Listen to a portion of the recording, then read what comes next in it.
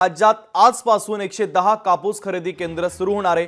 भारतीय कापूस महामंडळानं या संदर्भात उच्च न्यायालयात माहिती दिली। शेतकऱ्यांच्या कापूस खरेदीसाठी जनहित याचिका दाखल करण्यात आली होती आणि यावर सीसीआय अर्थात कापूस महामंडळानं 110 कापूस खरेदी केंद्र सुरू करणार असल्याची माहिती कोर्टात दिलेली आहे।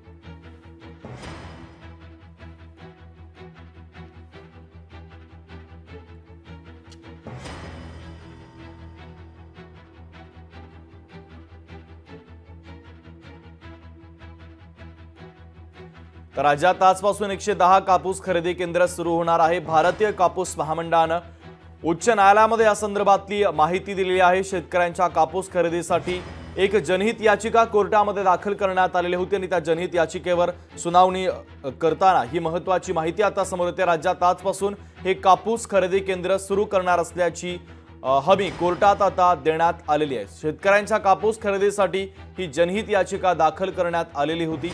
महत्त्वाची आणि मोठी बातमी आपण पाहतोय। लोकशाही मराठी ऐका, पहा, जागरूक रहा।